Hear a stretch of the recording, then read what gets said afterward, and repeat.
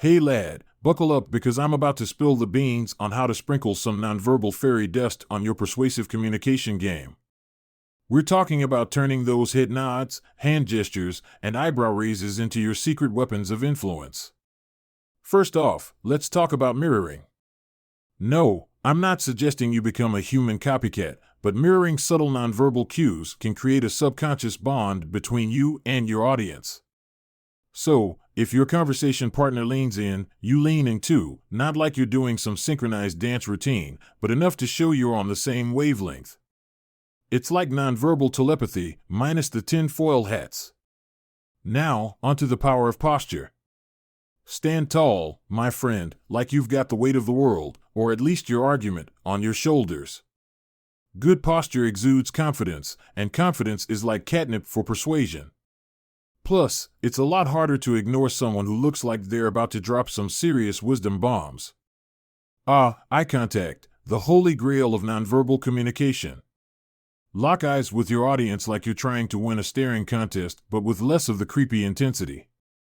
It shows you're engaged, you're confident, and you're not afraid to hold their gaze until they crack a smile or blink first. Just remember, moderation is key. You're not auditioning for a staring role in a horror movie. Now, about the magic of gestures. Your hands are like punctuation marks for your words. Use them wisely to emphasize key points and add some flavor to your speech. But remember, we're not auditioning for a mime convention here. Keep your gestures natural and relevant to what you're saying.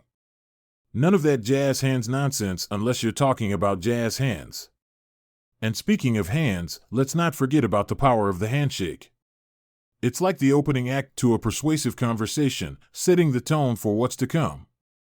Aim for a firm but not bone-crushing. You're not trying to win a game of tug-of-war.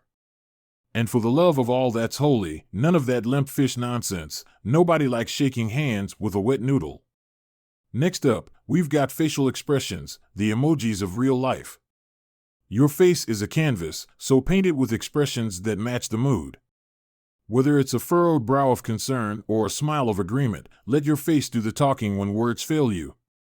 Just remember to keep it genuine. Nobody likes talking to someone whose face looks like it's been stuck in a permanent grimace.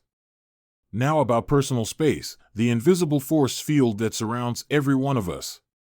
Respect other people's personal space, unless you want to be known as the human embodiment of a clingy koala. And if you're feeling a little too close for comfort, take a step back. Nobody likes feeling like they're being suffocated by a social butterfly. With a little practice and a sprinkle of charisma, you'll be waltzing through conversations like a smooth-talking magician, leaving your audience spellbound in your wake. Remember, it's not just what you say, but how you say it that truly leaves a lasting impression.